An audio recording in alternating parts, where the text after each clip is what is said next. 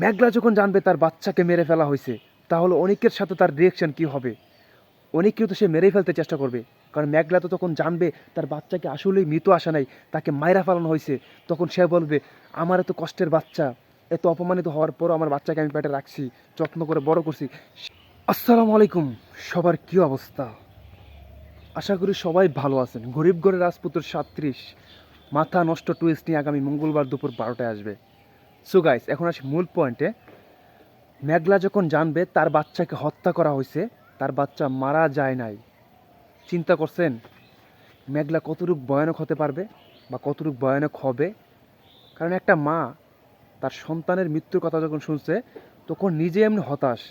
আর যখন জানবে তার এত আদরের বাচ্চা এত অপমানিত হওয়ার পরও এই বাচ্চাকে এত কষ্ট করে দুনিয়াতে মানে আনার জন্য অনেক চেষ্টা করছে, তারপরও আসলো, আসার পরে এই বাচ্চাকে মেরে ফেলা হয়েছে, বাচ্চা মৃত আসানে তাকে মেরে ফেলা হয়েছে।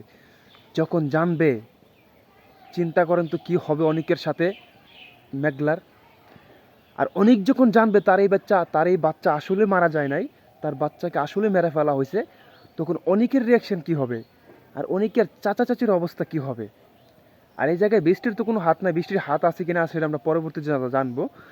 কিন্তু বৃষ্টির যদি এটার সাথে জড়িত থাকে, তাহলে বৃষ্টির কী অবস্থা হবে?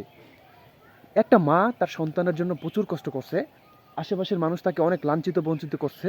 অনেকে বলছে তুমি ফাঁসিদা মরো, নয় পানিতে আত্মহত্যা করে মরো, নয় গাড়ির তলে পরে মরো। অনেক তো নিজেও তাকে অপমান করছে। আর ওই বাচ্চাকে জন্ম দিতে যায়, তাকে জন্ম দিতে অবস্থায় তাকে মেরে ফেলা হয়েছে।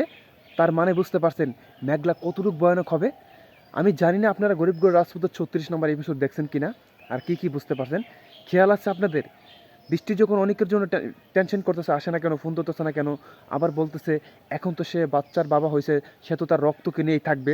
ওই জায়গায় যখন অনেকের চাচা যখন আসলো, কি বলছে? আমি এমন একটা কাজ করছি, এই খবরটা এখন দেব না, খবরটা পরে দেব। তাহলে এই বাচ্চার মারার পিছনের কারণ কার হাত থাকতে পারে? তার চাচার। অবশ্যই তার চাচার হাত থাকবে।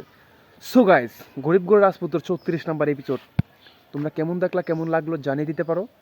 আমার কাছে মারাত্মক লেভেলের টুইস্ট লাগছে। সবচেয়ে বড় কথা হলো এটা, দেখো কি একটা জায়গায় আমি ভিডিও করতেছি, মানে একটা ভিউ আছে, খুবই সুন্দর ভিউ, মানে সবুজ গাছগাছরা। তোমরা তো জানি আমি সবসময় এই জায়গায় ভিডিও করি, সবুজ গাছগাছরা থাকে, ভেরি নাইস একটা ভিউ।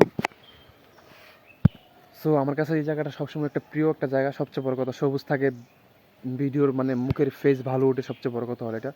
ও মেঘলা যখন জানবে তার বাচ্চাকে মেরে ফেলা হয়েছে, তাহলে অনিকের সাথে তার রিয়েকশন কী হবে? অনিককেও তো সে মেরেই ফেলতে চেষ্টা করবে। কারণ মেঘলা তো তখন জানবে তার বাচ্চাকে আসলেই মৃত আসা নাই, তাকে মাইরা ফেলানো হয়েছে। তখন সে বলবে, আমার এত কষ্টের বাচ্চা, এত অপমানিত হওয়ার পরও আমার বাচ্চাকে আমি পেটে রাখছি, যত্ন করে বড় করছি, সেই বাচ্চাকে মাইরা ফেলা হয়েছে। তাহলে অনিকের অবস্থা কী হবে জানতে পারছেন? সাবস্ক্রাইব আর লাইক করো। গরিবগড় রাজপুত্র 36 নম্বর দেখতে থাকো।